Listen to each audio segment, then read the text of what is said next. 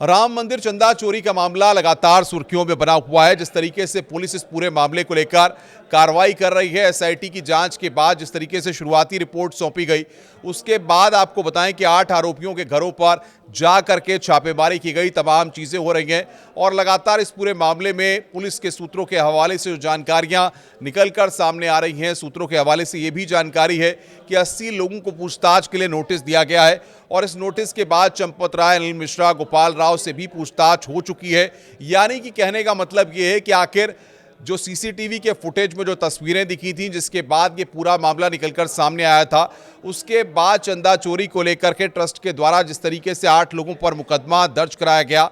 अब बात यहां पर यह है कि आखिर ये पूछताछ का सिलसिला जो अयोध्या पुलिस ने शुरू किया है, बाकायदा सर्किल ऑफिसर एक विवेचक हैं इस पूरे मामले के, जो इस पूरे मामले की जांच पड़ताल कर रहे हैं। तो ऐसे में क्या आने वाले वक्त में कुछ और समीकरणों की सियासत इस पूरे मुद्दे पर गरमाई हुई दिखाई दे सकती है, क्योंकि आने वाले वक्त में उत्तर प्रदेश में चुनाव भी है। ऐसे में कोई भी मौका ये छोड़ना नहीं चाहते हैं, लेकिन इतना ज़रूर है कि पुलिस की इन्वेस्टिगेशन में सूत्रों के हवाले से जो जानकारियां निकलकर सामने आ रही हैं, वो इस पूरे मामले को लगातार सुर्खियों में बनाई हुई हैं। तमाम रिएक्शंस ट्रस्ट के लोगों के द्वारा भले ही सामने ना आए हों, लेकिन अयोध्या के साधु संत इस पूरे मामले पर अपनी बात रख रहे हैं। वहीं अयोध्या के वकील भी इस पूरे मामले पर लामबंद हो गए। उनका साफ तौर पर कहना है कि जिन लोगों के खिलाफ मुकदमा दर्ज हुआ है, उनके केस अयोध्या के वकील नहीं लड़ेंगे। यानी कि काफ़ी एक सख्त रुख यहाँ पर दिखाया गया है। और जिस तरीके से मुख्यमंत्री योगी आदित्यनाथ ने इस पूरे मसले को 2 बार चुनावी रैलियों में और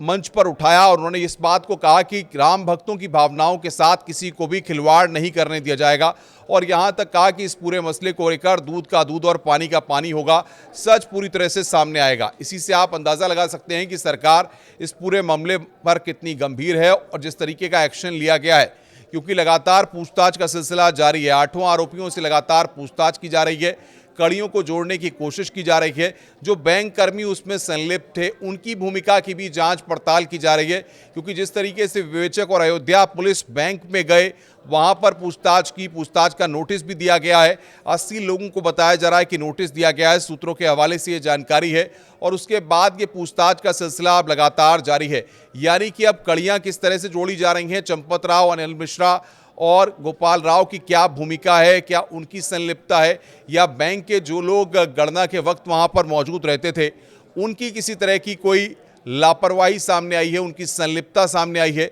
ये सारी चीज़ें अब जांच के केंद्र बिंदु में है। लेकिन क्योंकि जिस तरीके से उन लोगों के अलावा कुछ ट्रस्ट के लोग भी